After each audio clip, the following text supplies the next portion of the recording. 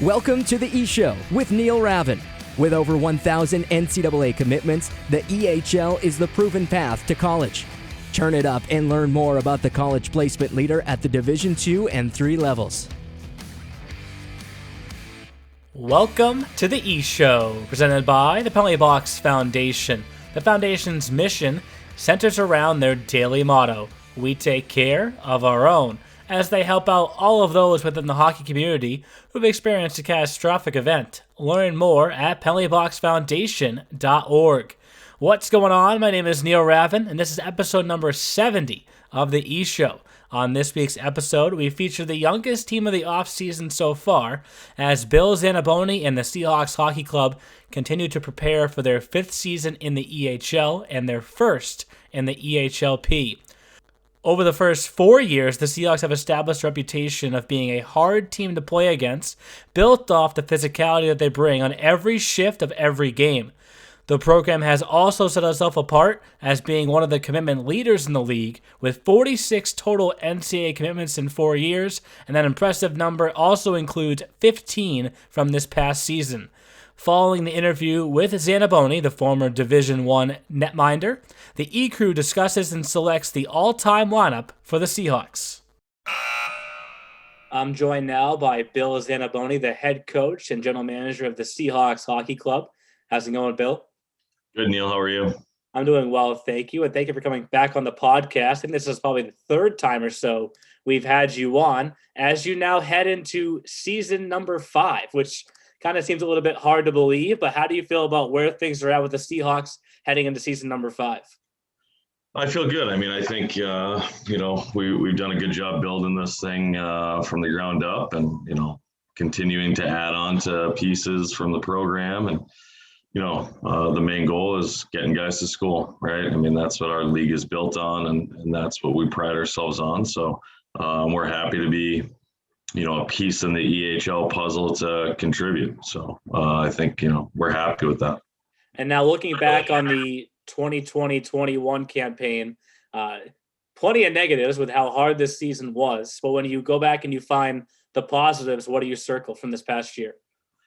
For the most part, I mean, we were healthy all year, which was such a huge thing, jumping through all the obstacles and being able to, I think we had great ownership, obviously, to kind of maneuver through some things. And we had, great kids that were able to adapt on the fly, just I'm sure like, most teams did and asked of their guys. But, being able to play, having the support of the league, I mean, there's a lot of positives there. And then obviously, the hardest thing that we thought was going to happen was getting guys, to school. So, and to overcome that hurdle was, something pretty positive, I think. And then looking back on how the whole season unfolded, your first 5 games of the year actually all took place in New Hampshire against 3 New Hampshire teams. And then obviously you played the Eclipse twice in New Hampshire. That had a lot to do with not being able to play in Massachusetts from the beginning. How did you kind of manage that with your team, not knowing exactly how the schedule was really going to unfold? Yeah, and that's, we started the year like that. I mean, we right away, as soon as the guys moved in, we took them to Waterville Valley up in New Hampshire just so we could get on the ice and have some exhibition games and stuff like that. So it was something that was addressed right away. Hey, we don't know, every day could be different, and we have to just understand that we're all in this for the benefit of the kid. And, we'll make the best decision based on you and your future. And, hopefully, you trust that process.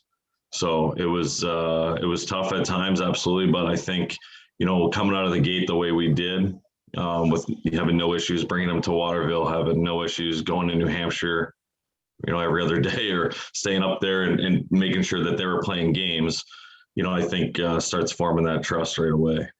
And one point that you mentioned earlier was that you guys were fortunate to stay healthy for the majority of the year. I remember when you called me at the beginning of February, I think you basically said that it finally hit. You guys didn't have any outbreaks for a really long time. What do you credit that to? I think, a big part of it is obviously on the kids. trying to do what we ask them to do. I think the other part is, living on a small area. I mean, we are isolated on the Cape, and in the wintertime, there's not a ton of people here. It's, I think that all has stuff to play in it. I think our billet families, how they try to manage things. I think there was a lot of positives that went into it. Just wrong day, I guess. Well, let's touch on the billet families for a second, because you guys do bring in so many players that aren't from the Cape. And one concern at the beginning of this past season were how many billet families across the league would be interested in welcoming a player into their homes. Is that something that you guys had to kind of hurdle through, or did all your billet families that usually want to host a player, were they all back this year?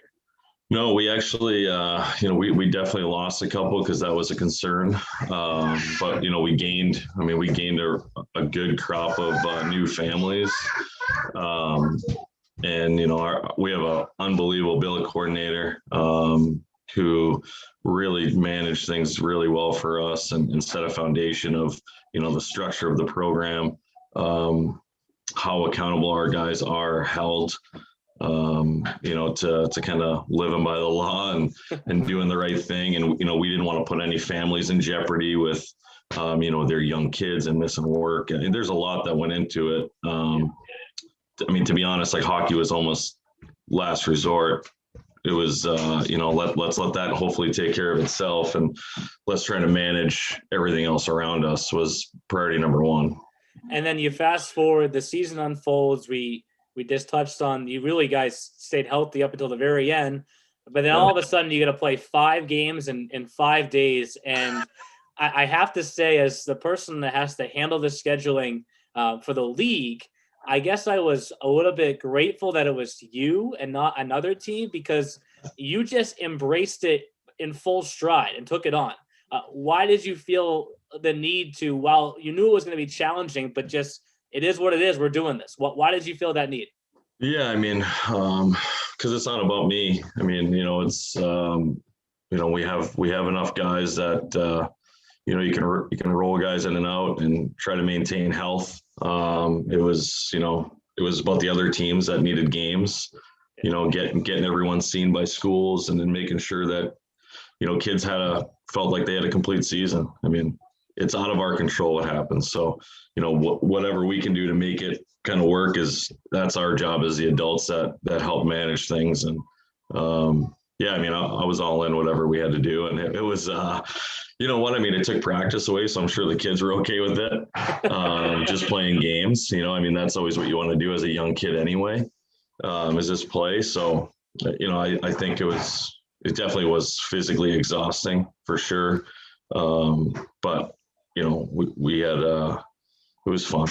We're on the bus together. We're just enjoying it.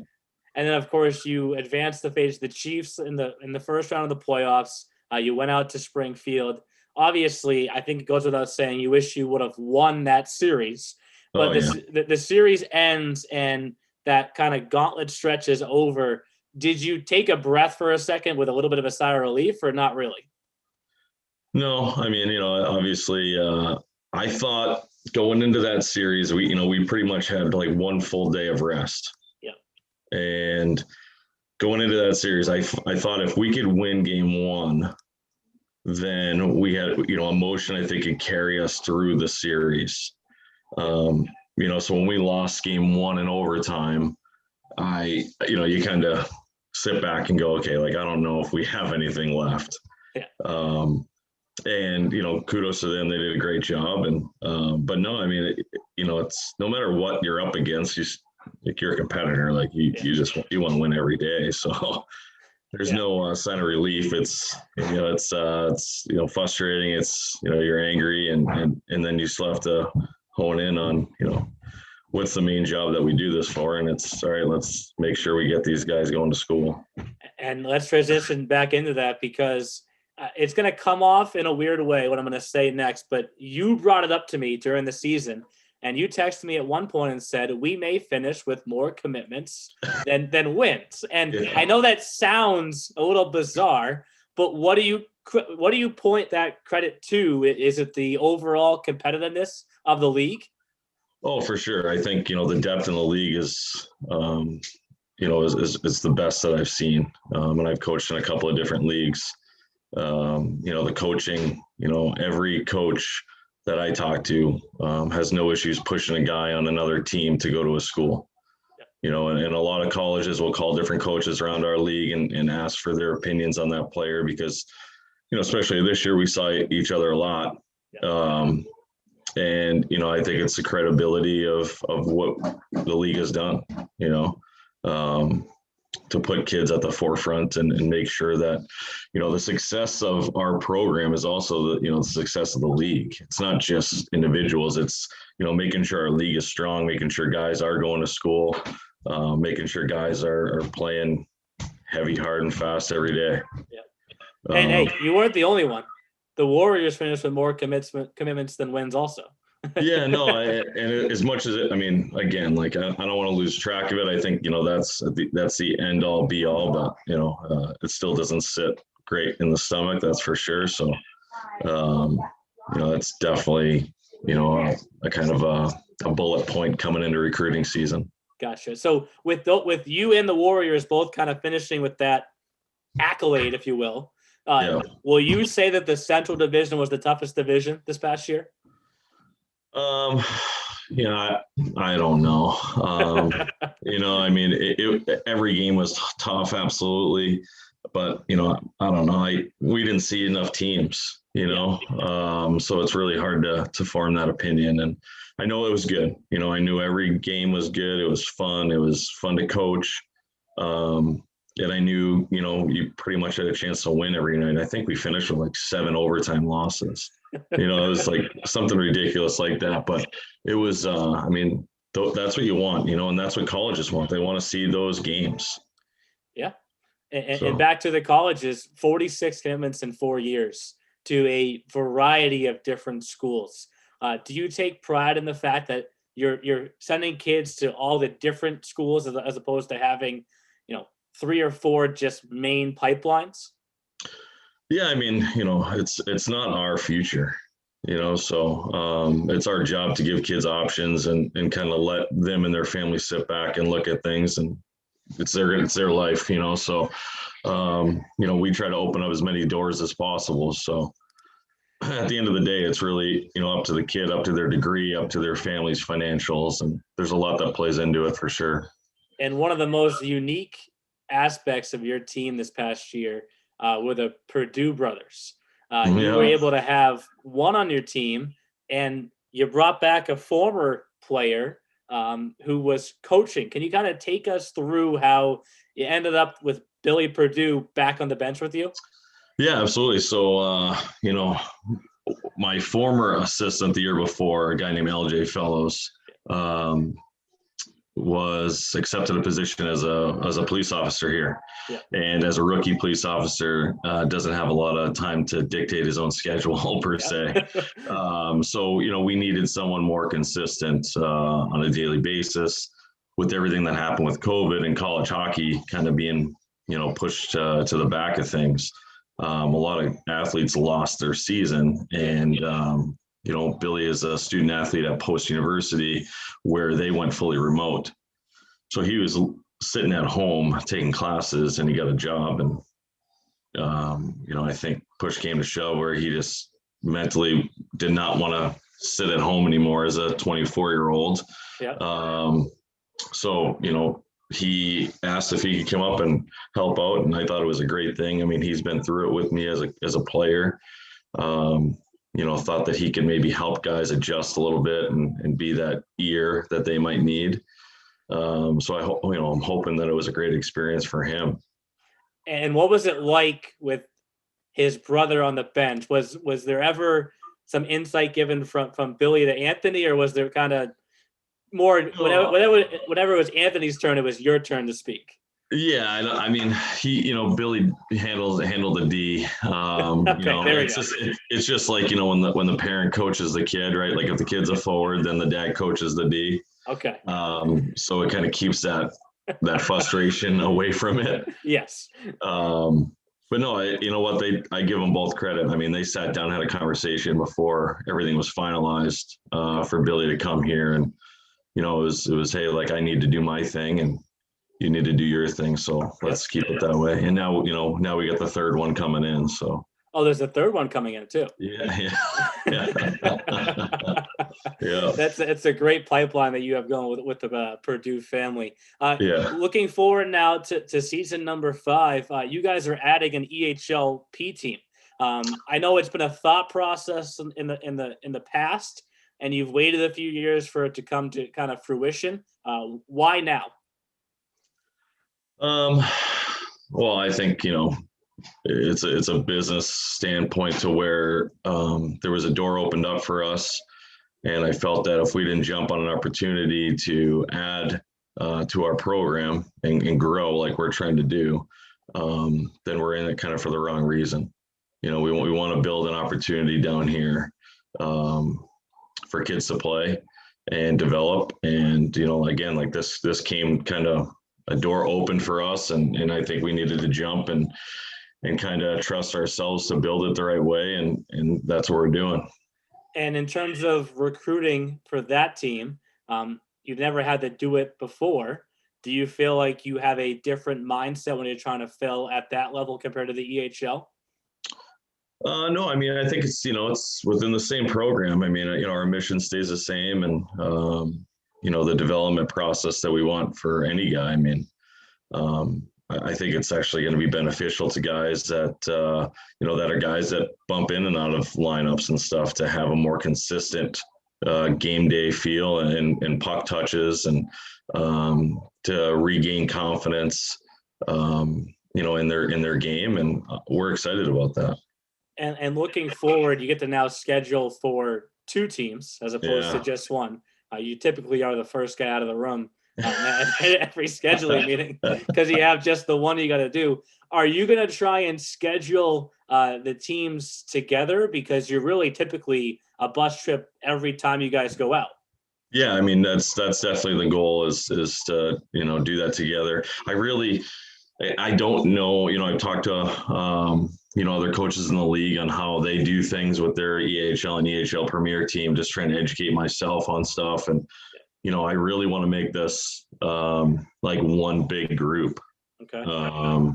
So I want to do as much together as possible. I mean, like, we'll take both teams up to Waterville Valley, for camp, and we're going to try to do everything together. I mean, it's the same 2 guys on the bench for both teams, and myself and Mike. And I think it's huge because we have kind of our thumb on the development of every kid, the relationship there, the trust factor, and well, I guess it's going to be a learning process, but we're excited about it. Well, I'll let you say it first. You just said Mike's first name. I didn't know if you wanted to do the breaking news here on the podcast. Can you tell everyone who the head coach will be of your Premier team? Yeah, it's going to be Mike Richard. Mike played in the CCHL up in Canada, went to the Royal Bank Cup, played 4 years at Elmira, was an All-American, played, 6 years professionally. Him and I actually were teammates when we won a championship down in Mississippi. He married a girl from Cape Cod and lives about 5 miles away from me. So it's, hockey's a small world, and that's the stuff that we talk to kids about, at the end of the day. Like, it's about your relationships and your networking and the life lessons you make, rather than, just trying to figure out how to win games.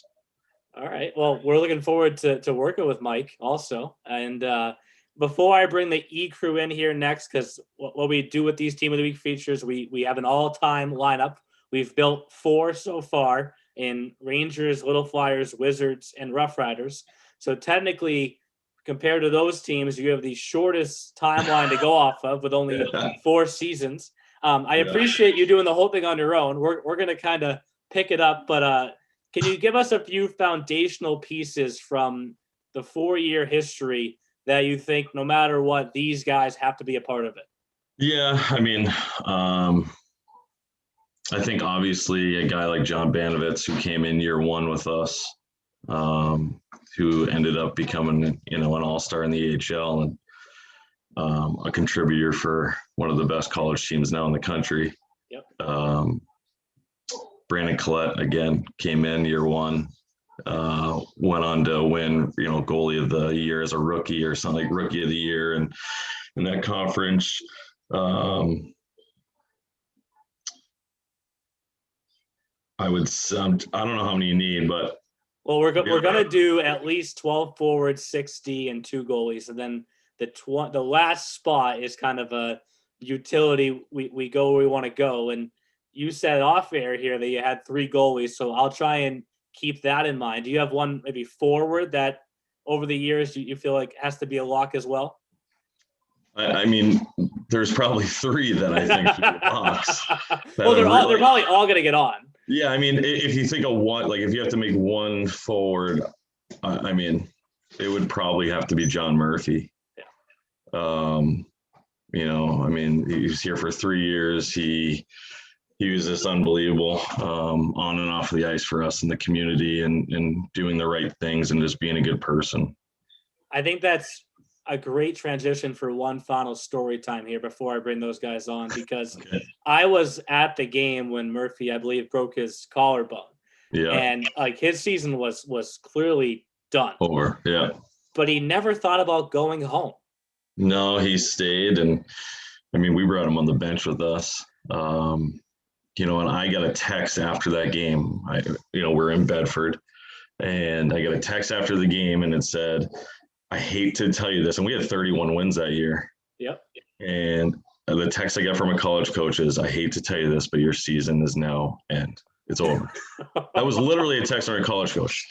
And it was just because of what he brought to the group. Yep. Granted, I think he had, 40, 50 points in that area, but it was just what he did. He sacrificed his body, blocking shots, hitting. I mean, he would run around all over the ice. Yeah. Just the goofiness to keep everything light, like it's just who he is. And yeah. So it was so important, like when he came up and said like, hey, I'm here for the team. Like, it was just, of course you are, like, that's who you are as a person, Yeah. So, I was really excited to see him play college this year, and then obviously with COVID. So we'll wait to see that next year. Yeah, he was one of my favorite players on that all-star team that we put together that knocked off Salem State a few years ago. So I appreciate you coming back on the podcast. I appreciate the breaking news also. So we now can announce Mike as the head coach of your EHLP team. And hey, enjoy the rest of the offseason. Yeah, thanks, man. I look forward to seeing you soon. Yeah, for sure. All right, bye now. Thanks again to Bill Zaniboni for coming on the podcast this week as the Seahawks prepare for their 5th season in the EHL. Crazy to think it's already year number 5 for that club. But with that, let's bring in the E crew. And guys, I think that for this week's all-time lineup, we can jump right into story time. Oh, I like that. Usually it takes us about 10, 15 minutes to get to story time, but start it off there, Kamish. So Bill gave us some foundational pieces there at the end of his interview: a goalie in Brandon Collette, a defenseman in John Banovitz, and a forward in John Murphy, right? Mm-hmm. So John Banovitz's story, that you were both there. So I think you have to remember this because it was the 1 year we had the banquet. Right? 2017 or no, 2018. 2018. There was 2017-18 season. So it was in March of 2018. And the banquet ends, and it's a banquet. So after the banquet, the people had a few beverages, right? Mm-hmm. Had a few beverages. We walk into the bar at the hotel. Jeff, you were there, I believe. And there is a grown man sitting at the bar. Like, looks older than Bill. With Bill Zaniboni, who had just won Coach of the Year. Oh, I do remember this. Do you remember this? Yeah, and like it's coming back. I think he was having like bourbon or something. Like it was something so strong that there was legit no ice in the cup, and it was only like the tiniest amount ever. And it's John Banovitz, and I'm like, an old man drink nonetheless. I'm like bourbon or a scotch or. I'm like, oh my! I guess. Well, he's an alumni at this point, and he's 21 years old, so he can do this. But like he was a scary dude. Like Beard? Did he have a beard at one point? I don't think he ever had a beard, but like when he hit people in this league, like it was hard. Like it was like absurdly how hard he would hit people. Like he would run through them. And like there was a few times where I think he got called for penalties more based off like being that much bigger than everyone else. You know what I mean? Like it's like the Chara effect, right? Like he's got called for it because that's where his elbow landed. Like he hit kids so hard and the intention was just to go through them and obviously get the puck back. Only player I can probably compare it to was Nick Ritmo. Like remember Ritmo would he would go flying across the ice with the intention of going like through the glass himself. Yep. But like Banovitz is like he is like the epitome of what the Seahawks are, right? Play physical and like make it so that when the puck goes in the corner, you don't want to go get it. Like he was so fun. Obviously at Norwich now, I believe he was a D partner with Nick's Crowless for a few games last year too. So like think about the polar opposites of defense there, right? One guy that's like defensive defenseman, like don't come anywhere near me because I'll kill you basically. And then like the offensive defenseman just like jumping up at the play all the time. But hey, that makes a good pairing. Hey, they both have a spot, right? And then obviously at the end of my interview there with Coach Zaniboni, touched on the John Murphy story. One of my favorite kids that we've had in this league.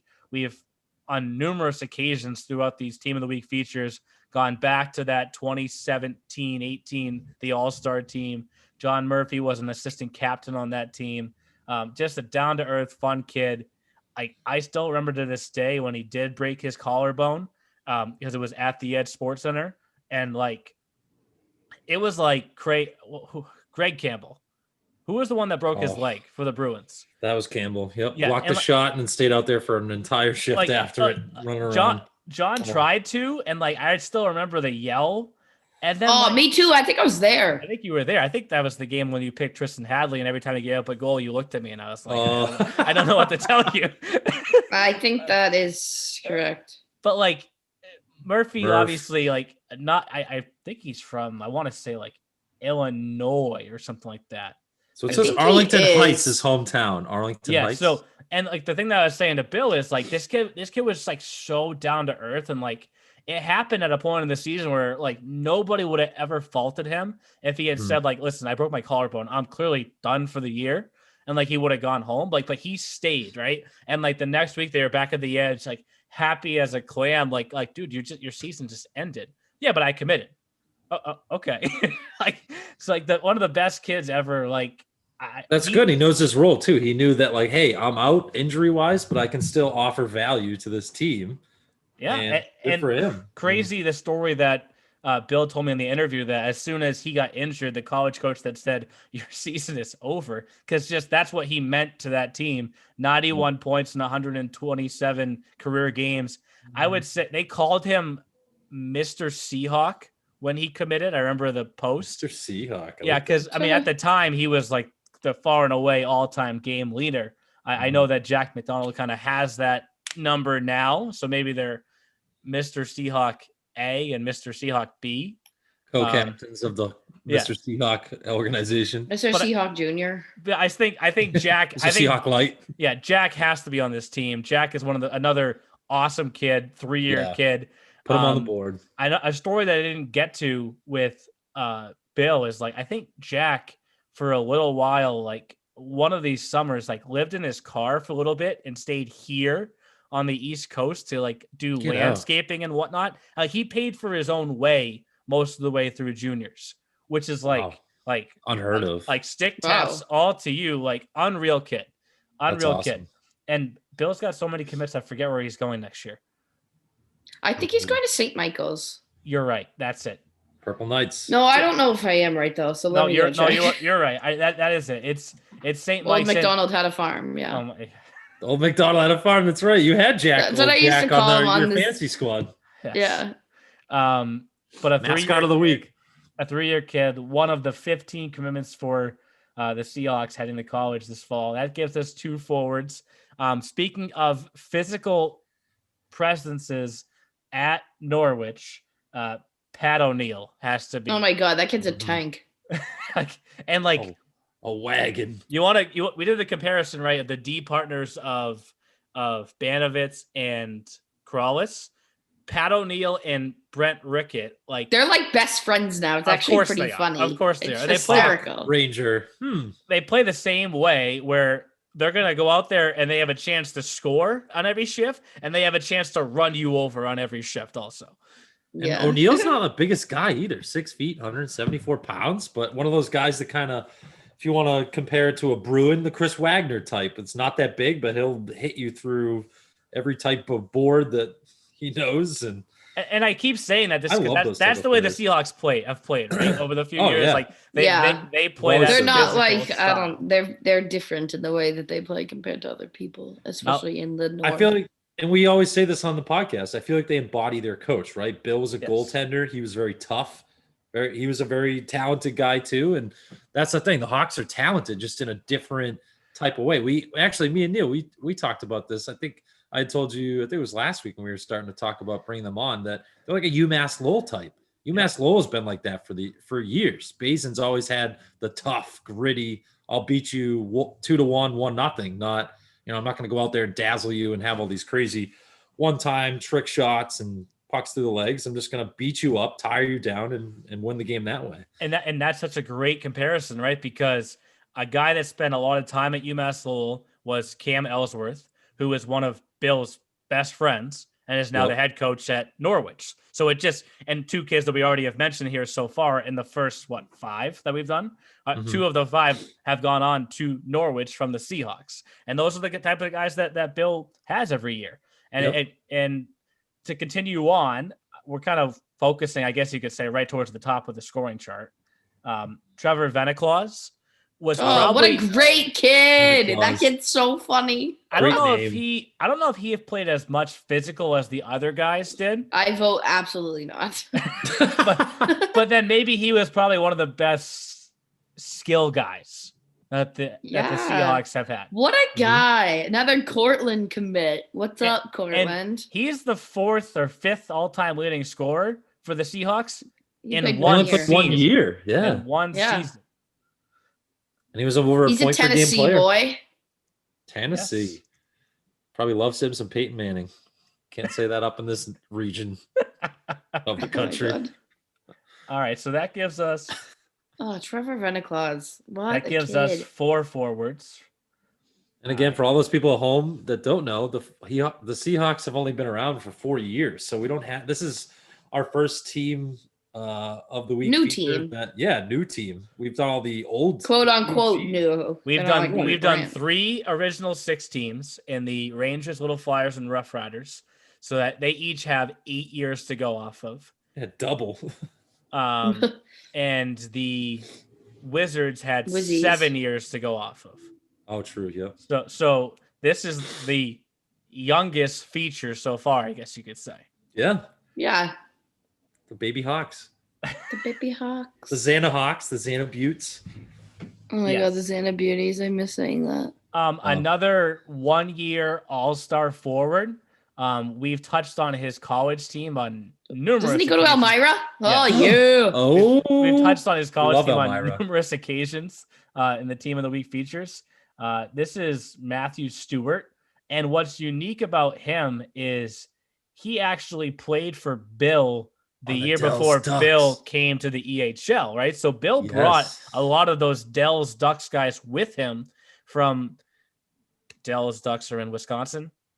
Yes. I should have asked Bill to compare Wisconsin to Cape Cod. I'm sure it's a lot different. Oh my God. Cheese and seafood. Seafood, yeah. Yes.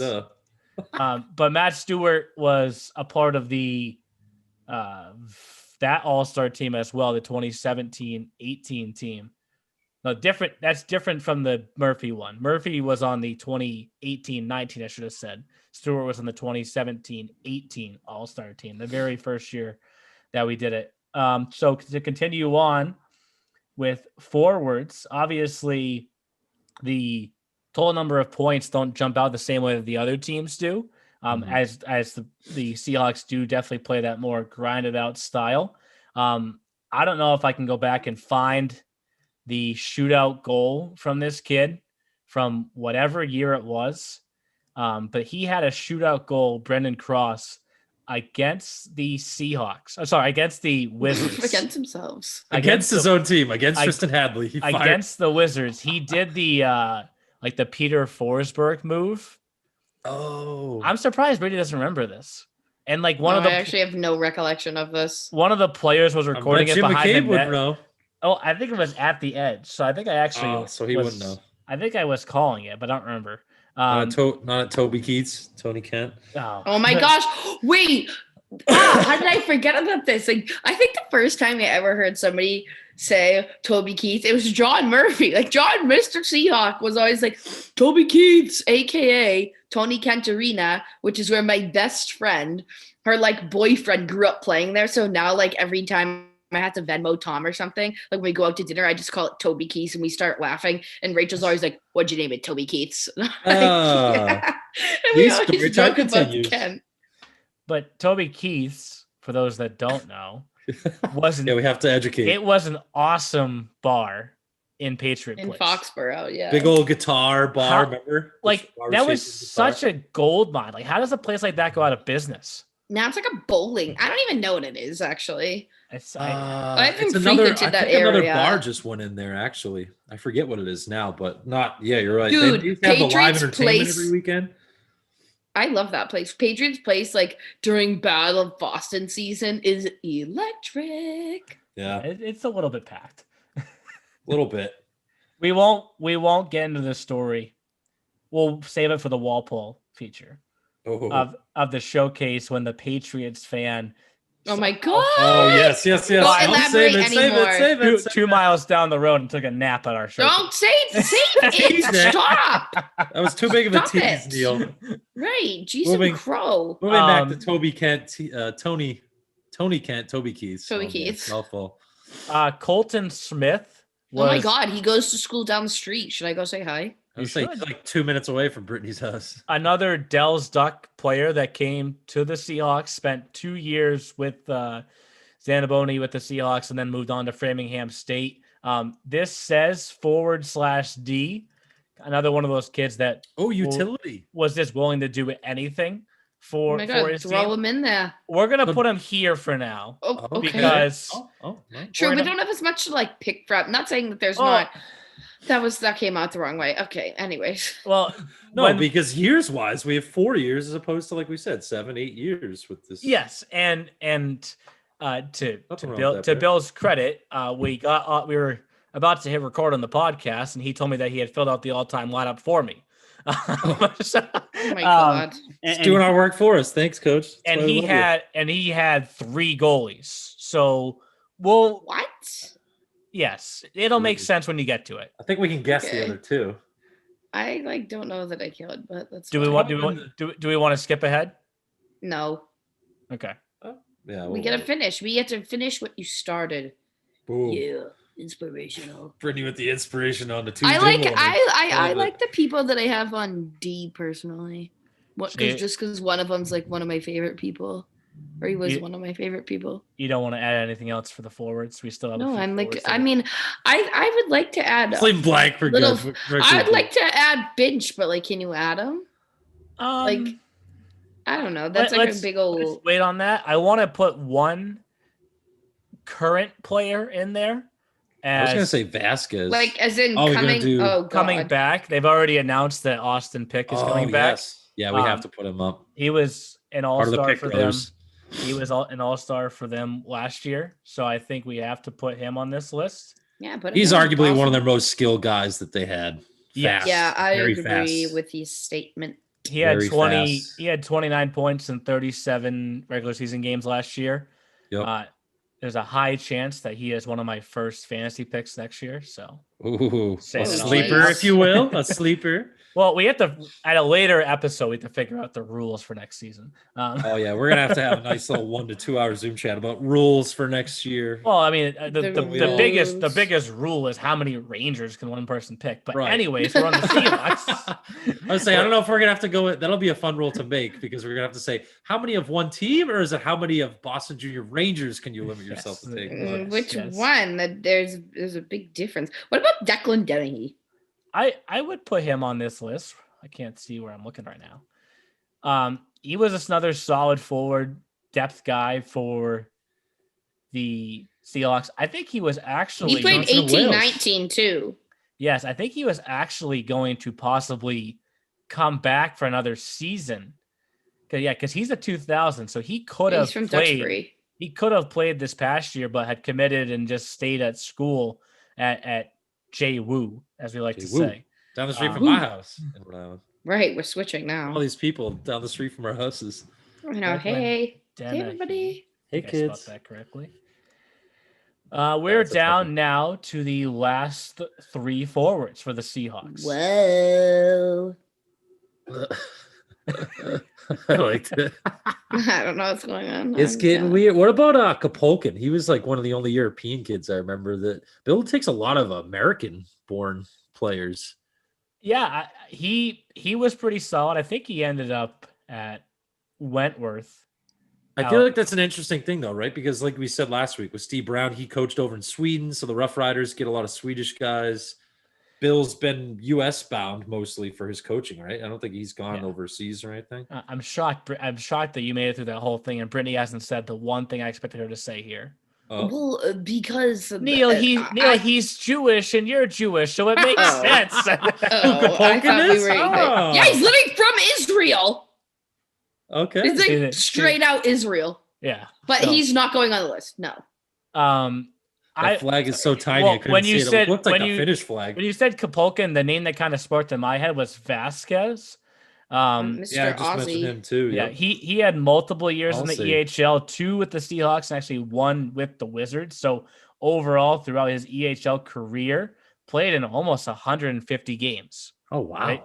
And 65 total points throughout that time. The former Sydney Bear. Yes. So I'll put him Crikey. here as one of the next forwards. Vasquez, good one. And that puts us What down about- to 2. We could put Shane. Yeah, I'll go with Shane Murphy. Another player that Who is I not think- related to John. no, not related. I think he has red hair. How do we John- have and so John many of does those? not have red hair. No, I know. Wait, how do we have so many of those in this league? We have Murphy? Murphys everywhere, not related. Moores everywhere, not related. I guess you could say it's kind of a common last name, Murphy. Very Yeah. wicked. In this So- area, New England? Yeah, guy. So Shane is part of the crew of Seahawks, 2 or 3 that are going on to Rivier next season. He's from he- Pembroke. Awesome. He is another one of those Seahawks that kind of like embrace the Seahawks mentality. Like he put up 41 points 41 points in 2 years. Kind of a grinded out style, but like when he scored, they were nice goals. So I think we'll put him on there without a doubt. That gives us 1 forward left. And I think I know where I want to go here.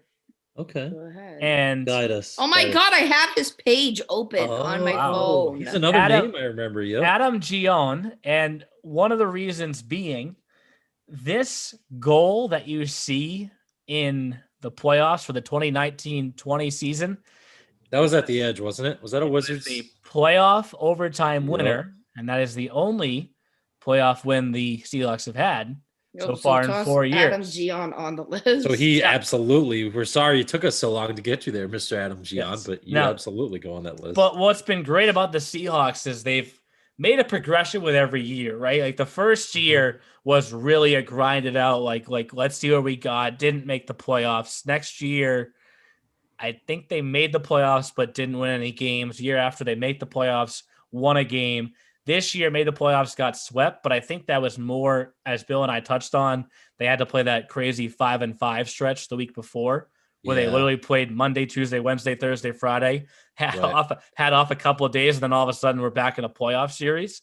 And what was so great about having Bill on is Bill pointed out that in that playoff series, they lost game 1 in overtime, right? It wasn't like they lost game 1, 4-0 or 5-0 and immediately felt like, all right, we're totally out of this.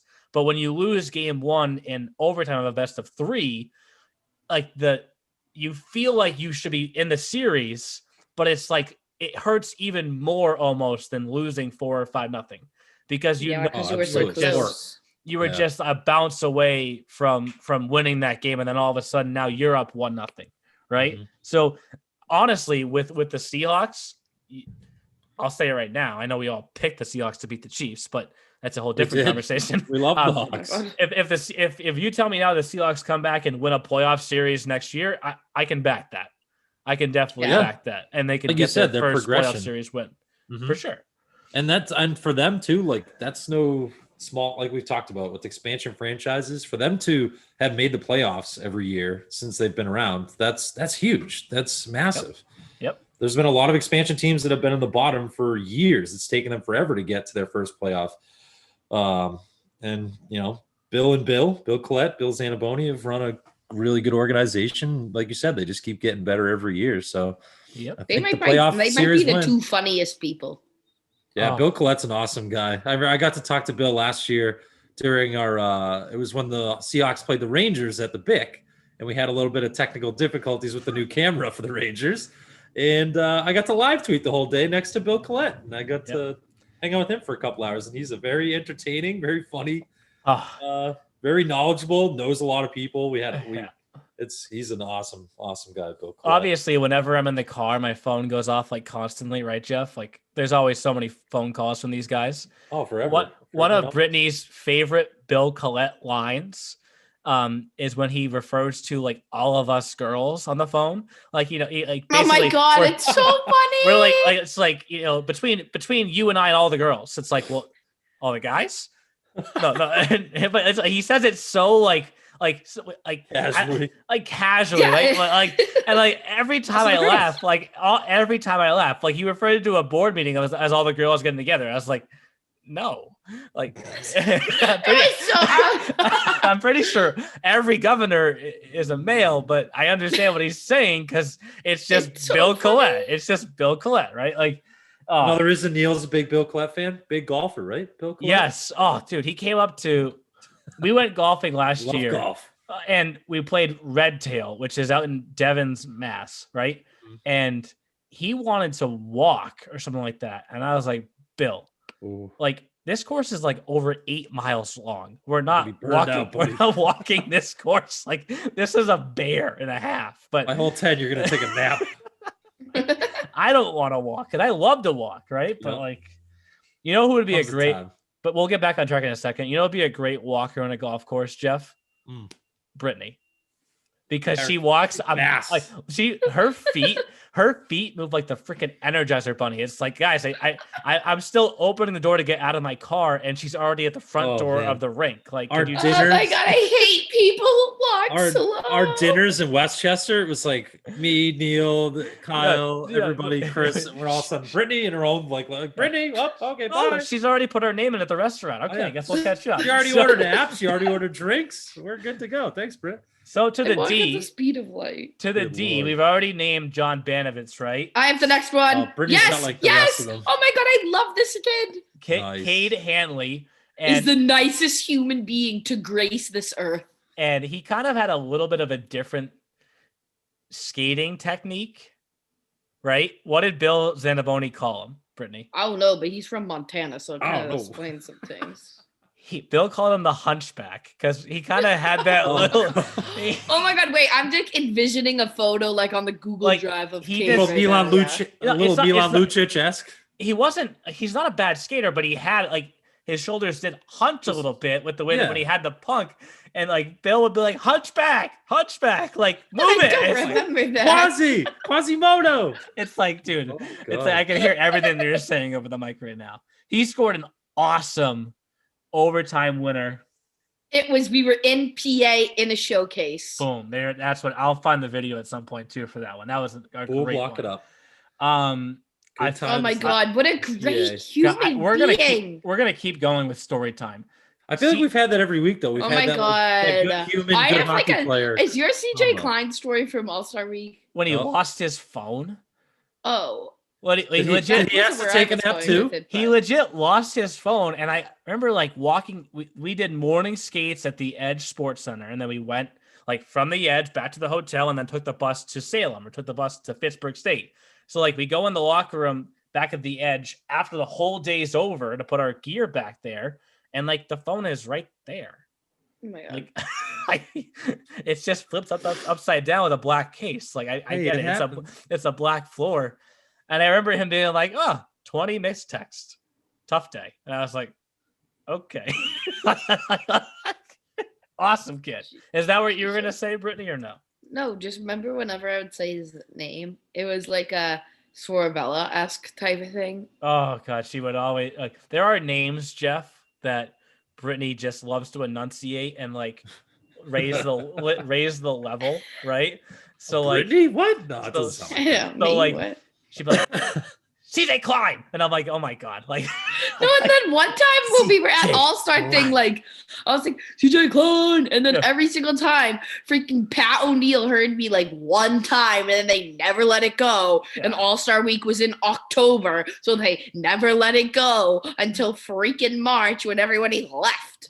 And I was like, ugh, I don't like you people. Get away from me. It's Brittany, you kinda- know what? it's- As I can appreciate that as a PA announcer. Boom. I was gonna say Those are the that. names you look Yes. for, and I really like. I never realized that about you. So you have a little. Oh man, we're gonna have to. So we want to get you on color next year. I might have to get you do Well, some it's PA teaching. it's like too. the CJ Klein.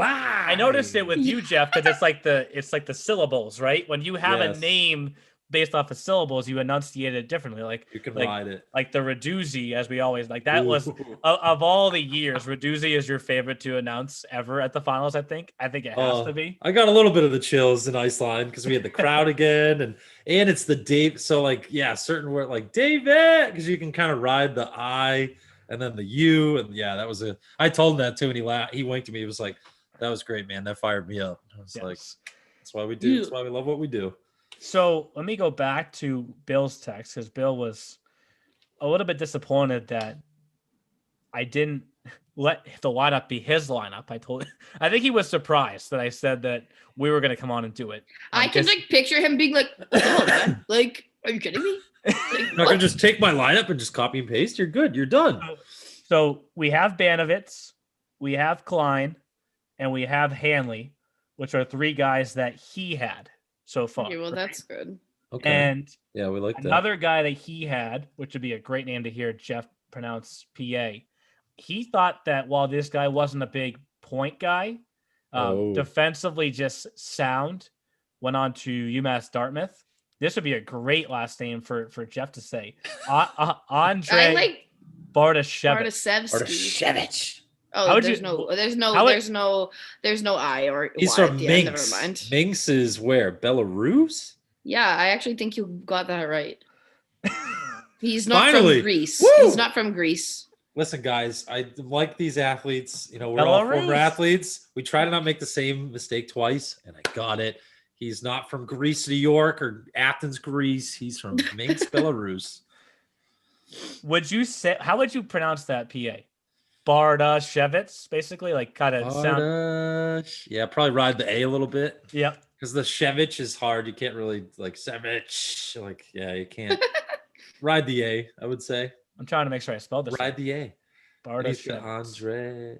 Oh yeah, you could ride the I a little bit too. Andre. He was Yeah. just solid, like really solid in his 2 years. We touched on the episode on the Rough Riders, defenseman that didn't put up a lot of PIMs. I know they're one of those guys that, you know, Smart in his one full season, 2018-19 had 18 PIMs total. How and many pins 44 did John Banovitz have? Oh God. He was the opposite. Oh. He was a little It was heavy one of pimp. as Bill would say, how can you call it an elbow when his head is next to where his elbow is, like height wise, right? He would just Yep. say it's not his fault. It's like, well, I guess lower the elbow a little bit. I don't know. At UMass Dartmouth, though, now another really solid guy. Bill. He's with Cade. Cade is also at UMass Dartmouth. Yes, they are. Bill wanted and me half to... the New Jersey 87s. Friends, enemies becoming friends. That theme continues in the EHL. They move on to college and they're besties. So we got 4 of the 6 guys that Bill put on. Excellent. The other 2 that Bill was leaning were David Ciancio and Gus Butler. Now, Butler was solid. We don't have to pick them. Yep. I like this, like not going like not for points, guys. Like seeing guys that we watched, especially with defensemen. Like there's more. Like I feel like as a society, right? We're a big stats-driven society in sports. 100%. You want that. You want the guys that they didn't put up points. Watch them play. They were smart players, like you just said. Penalty minutes as a defenseman. If they're low, that means you know how to play the game. You're a structured player. That means who's this Kim dude? I have somebody, but like the story is like it's sad. Remember the kid? I think his last name was Johnson, but I could be absolutely incorrect. What he has seen, his like career ended because he like had too many concussions. And remember, he was like coming back from an injury and he played in the P showcase just because like he hadn't played a game in like a million years, and then he got another concussion, then he couldn't play anymore. That was sad, but he was good and he was a nice kid. Yeah, I remember that. Because not many things impact Brittany like that one did. It was the P showcase at Worcester. Yeah, we were in the Woo. We were in Woo Vegas. And wow. So that was 1920 then. I have never called I have never called it Woo Vegas. But like call Woo Sox. They can work that one into there. He came to play a game for the Renegades, and like not often does Brittany like run into a player and she was like, this kid was so nice and he's on the ice right now, but he's wearing Seahawks stuff with a Renegades jersey. And I was like, okay. But yes, I forget his name and it'll come to me at some point. Hold on. I'll literally tell you. Give me about play the Jeopardy song. Jeff, you want to have a separate podcast filled with stories from one showcase, the Worcester showcase. The January. Was that the one that I was at? We did. That was the one when we like honestly we knew going into it that Brittany's car was already basically dead, and then it snowed on top of the car, and it was really dead. And then I tried jumping it for a long time, and it just wouldn't click over. Another defenseman. No, never mind. Sorry. Defenseman that Jake Johnson. That was him. Jake Johnson. Lock it up. I was a big fan of Corey Ellerton when he was in the league. It was only one season, the 2017-18 year. Ended up at Castleton. We got 2 spots here. We can go with the guys that Bill said. We can. Austin Johnson was another sturdy defenseman for he liked the Seahawks. Penalty box. He was a fan. Big power play guy though, and some game winners for Mr. Johnson. Bailey Kubara came up from North Carolina, I believe. Yeah, his brother was on the J Flyers. His brother, I said. Casey Kubara won a championship with the Junior Flyers. Yep. I think he's at NAS. What up, Iceland? Yep, at NAS. So there's options here. I had Luke Doyle, a defenseman for Bill's team last year. I had his dad on the podcast earlier in this season. Yep. Yes. He's the associate head coach at Air Force. That was Is that good? That was a fun interview. I have to that's a reminder to myself to text him when we go out to the CCM showcase. They're an intimidating team. We saw them quite a bit at Bentley this year. The way they stare at they hold their helmets and they stare at their opponents. Like Vermont, like we talked about before, Jim also with the national anthem. That's something that Joe Bertagna asked me to look into for next season, because every team did it differently at the finals, right? There were some that were facing each other. There were some that were facing away. There were some that were the full team. Some were just 5 guys, and then like where the goalie stands is always like a weird thing to watch because goalies are different, right? Of course, goalies are weird. They're eccentric. But shoot a puck at me, please. LOL. Like what? Yes. So I think because none of us are really no. I think because none of us are really told on anything. Let's go with what Bill had. Okay. Yeah. And we'll go David Ciancio and Gus Butler, two more kids that committed from this past year's team. As I say, Ciancio. My typing. And that gets us down to the goalies, and we're going to kind of follow Bill again because we have 3 spots here. Brandon Collette would have been my which, down on too. Yeah, we all talked about that. He is the nephew of the governor, Bill Collette. Another one of those where I originally thought that the last name meant that he was the son. So the first time I ever did that was when I called Mike Sorabella, the owner of the Rangers, and was convinced that Danny Sorabella was his son. Left a whole voicemail and everything, and Danny was his nephew. So I did that. And he has an actual son. And he has a son. So I did that once with Bill Collette, but didn't do it again. Uncle Mike, not Father Mike. So Brandon, just similar to the Rangers situation, Brandon is Bill's nephew, now at Castleton. So that's beat one Norwich goalie last year. Yep. Peyton Duran, I think. I knew we'd have him on there. I think honestly, like he may be one of the best goalies we've ever had in this league.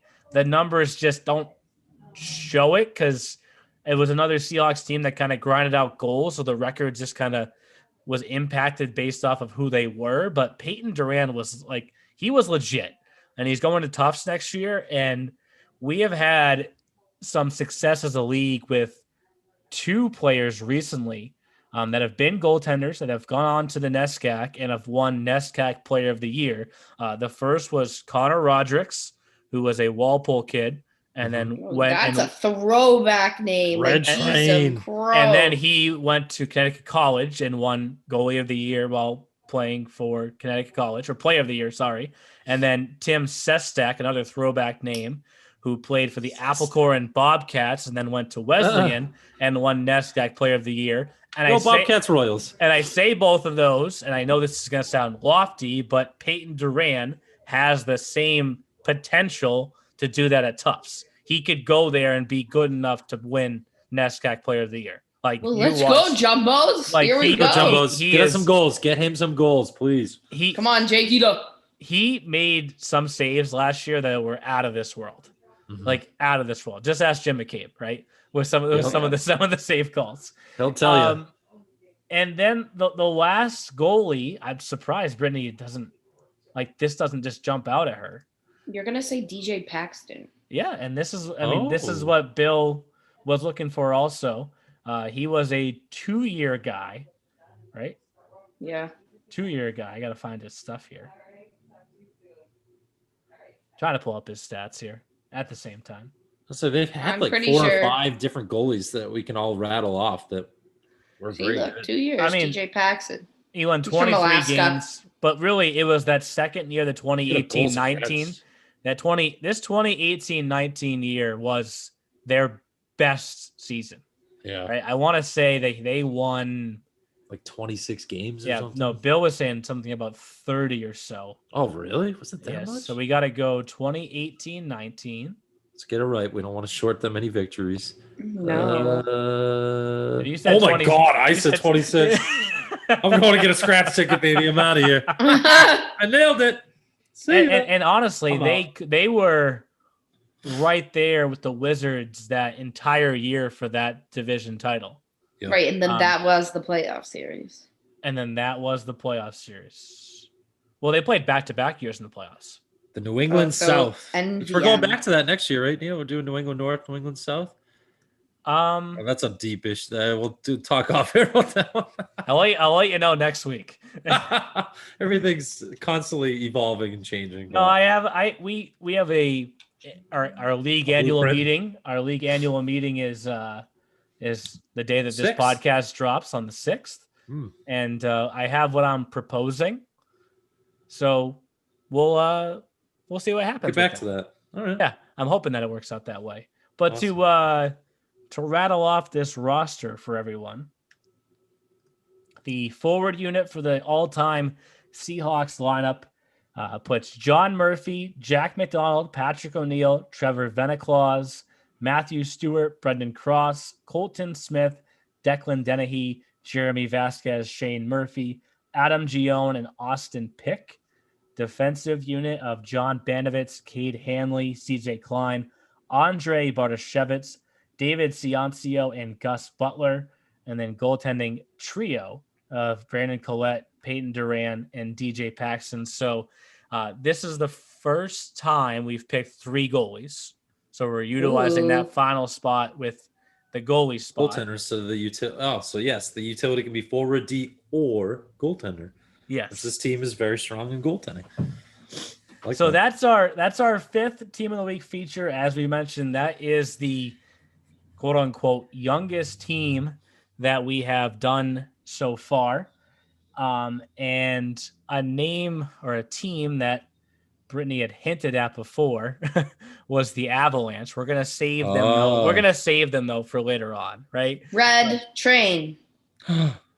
Well, I want the or Red do Train. we have to go back to the south? We were just in the north now. Do we have to go back? No, but like, there's not that many. There's not many South people that are like been around the block. They all left. Well, you can't rip through every one of the original 6 teams now, too. Red Train were another original 6 team. True. All right, then let's go. So we're gonna go. Let's go Jimmy and the Jacks. We could, or we have to go south. Vermont is north. South. So let's Vermont go. is the most on Team Maryland. We're gonna go. Let's go Team Maryland. Let's go younger than. That'll be an interesting one.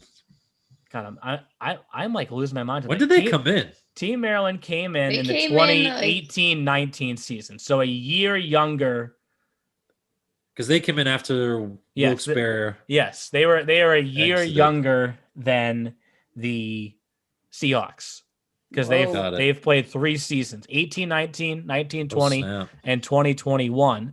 What we have to decide offline is, do we do an all-time Team Maryland lineup? Or all-time Josh Fusco lineup? Oh, I kind of like that. Because I could go back to the.